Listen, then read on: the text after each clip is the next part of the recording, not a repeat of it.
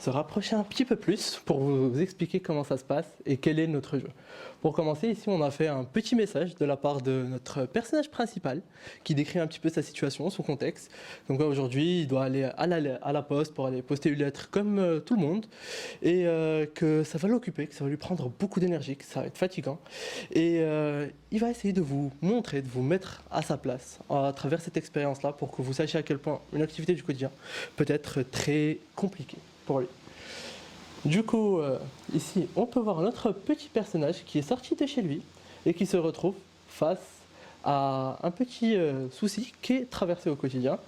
Du coup, pour l'activation du feu rouge et du feu vert, on a utilisé le eye tracking. En regardant le petit bonhomme qui était rouge, il est devenu vert.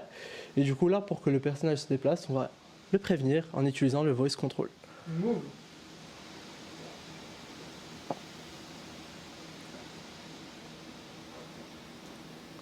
Comme vous pouvez le voir, celui-ci se déplace et actuellement on a utilisé une autre feature pour lui permettre de monter un petit peu et de pouvoir se déplacer à l'intérieur de la ville et vous montrer un petit peu que c'est assez compliqué car lorsqu'on n'a pas de rampe d'accès pour les personnes avec un handicap moteur, c'est assez compliqué de pouvoir tout simplement juste se déplacer et du coup on a essayé de gamifier ça un petit peu en utilisant des rampes que vous pouvez utiliser et à chaque fois en fonction des situations adaptées.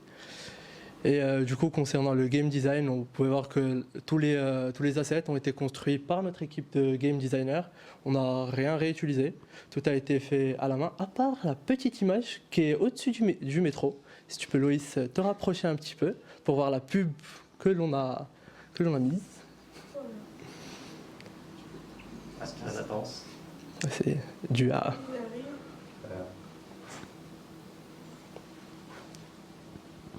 Says que tu surpasses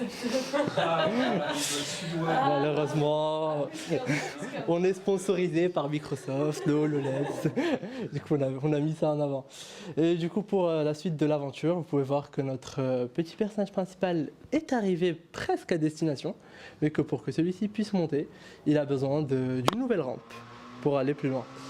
Et du coup, pour faire court, à côté, on a décidé d'utiliser Azure PlayFab, pour être précis, en utilisant au début la connexion pour avoir les différents logins. Actuellement, si on rentre sur notre dashboard, on a déjà le login qui s'est activé, la connexion qui est on.